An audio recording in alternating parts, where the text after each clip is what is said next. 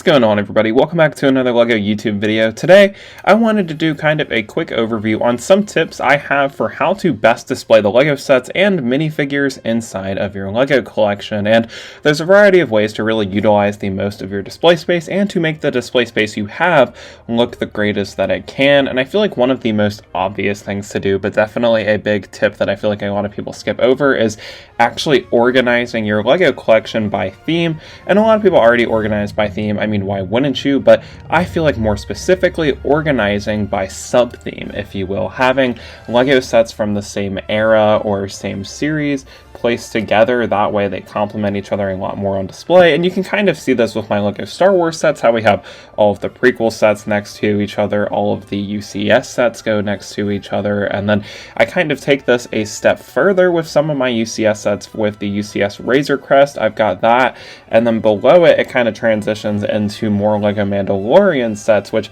I thought was really clever and definitely makes all of the sets on the shelf look a whole lot better. I feel like another area where this is really shown is with my kind of Mandalorian and Ahsoka sets.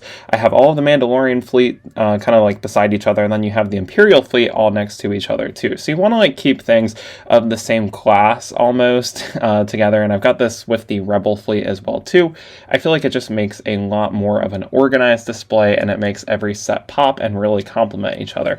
Another thing that I love to do too is I like to actually build custom display stands too, using mainly these just 1x2 clear panels that you see a bunch of in the Daily Bugle. It kind of elevates your Star Wars ships and just makes them look a whole lot better, and it also lets you fit more in your display space too, which is great. And then another tip for fitting more in your space are these acrylic display risers, which I got from Amazon. They're fairly cheap. I think it is like $20 for like a big pack of them, so definitely worth it. They allow you to further elevate your LEGO sets, but also just fit way more inside of a small space, and I just think it makes all of your displays look a lot better, but it also helps you just fit way more into each display. So like, I feel like it's a win-win.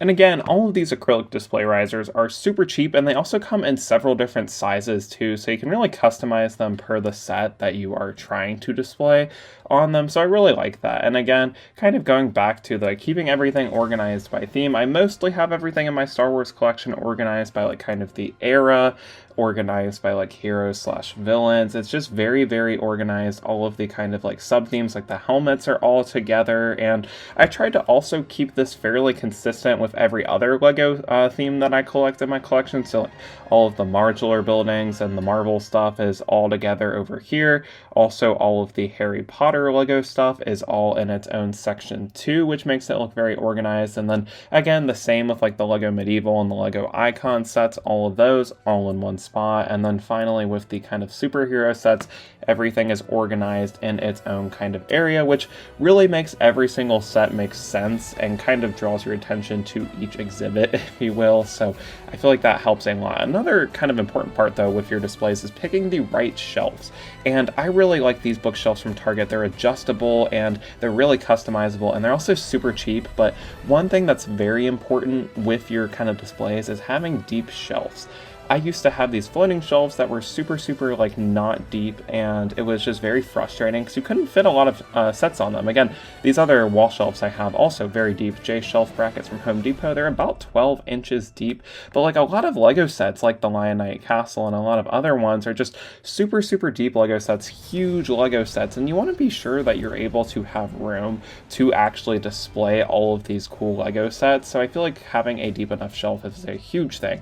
And then moving on to minifigures, I feel like having a cool display that A, protects your minifigures from dust, but B, also allows you to display as many minifigures as possible. As you can see here, these ones hold at least like 32 minifigures per one, even more. I think actually 36 per one. I could be wrong. I'm just doing the math off the fly here, but like, you want displays that are able to hold as many minifigures as possible. Also, being able to continue to keep those organized is another great perk here too, and it really lets you show off your collection as well as you can, and I'm really happy with what it lets me do. Also, another thing I see a lot of people not really utilizing is like their empty wall space. LEGO has released a ton of LEGO sets that are able to hang on the wall, and sometimes you can't put a shelf everywhere. Like you can see with the Millennium Falcon shelf over here, it kind of knocks into the other bookshelf, so like I couldn't have a whole other bookshelf bookshelf over there, it would kind of overrun the other shelf. So like taking advantage of some of like the wall mounted Lego sets that they've got, like the Batwing and the art sets, and even minifigure display cases that can be wall mounted is a huge deal, and really utilizing your space and being able to display